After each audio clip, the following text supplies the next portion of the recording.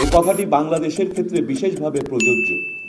এটা ইউরোপ বা আমেরিকার কোনো দেশ নয় যেখানে হয়তো একদম প্রান্তিক গ্রাম থেকে টারশিয়ারি সেন্টার পর্যন্ত একই স্ট্যান্ডার্ড, একই সেটিং, একই ধরনের মানুষ, একই ধরনের ব্যবস্থায় চিকিৎসা দিতে হয়, যেটা অনেকাংশেই অনেক সহজ হয়ে যায়।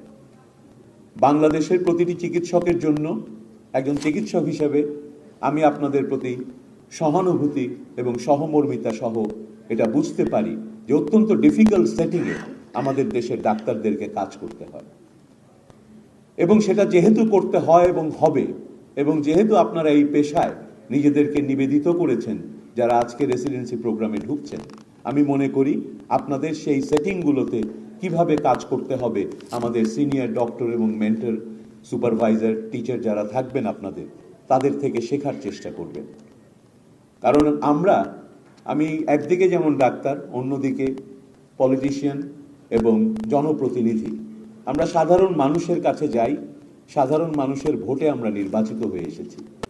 তাই আমরা কমিটেড যে আমাদের যারা ভোটার, সেই দেশের সাধারণ মানুষ, তাদের জন্য একটা অন্তত মানসম্পন্ন, মিনিমাম একটা সম্পন্ন স্বাস্থ্যসেবা, চিকিৎসা ব্যবস্থা আমরা তৈরি করতে চাই। আমরা এসেছি, দায়িত্ব নিয়েছি মাত্র 8-9 দিন হয়েছে। আমরা জনগণের ভোটে নির্বাচিত হয়ে আমরা একটি নির্বাচনী ইশতেহার, যেখানে আমরা বিস্তারিত বলেছি এদেশের মানুষের স্বাস্থ্য সেবার জন্য আমাদের ভিশনটা কি।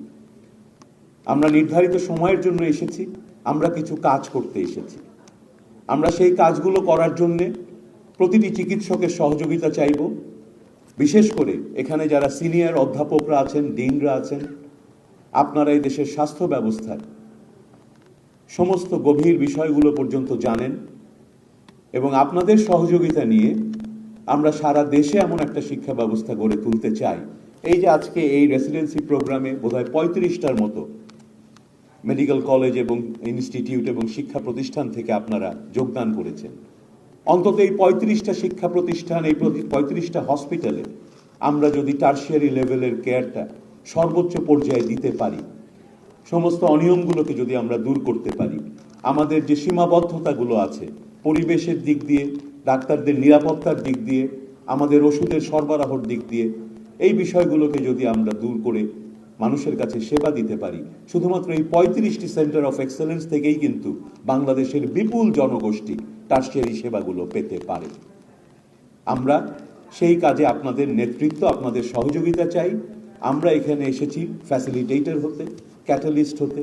আপনারা ভালো যে কোনো পরিকল্পনা নিয়ে আসলে যা মানুষের কাছে স্বাস্থ্যসেবা পৌঁছে দেওয়ার জন্য কার্যকর, আমরা সর্বাত্মক সহযোগিতা দেব, আমরা সর্বাত্মক পরিশ্রম করব আপনাদের সেই ভিশনটাকে বাস্তবায়নের জন্য।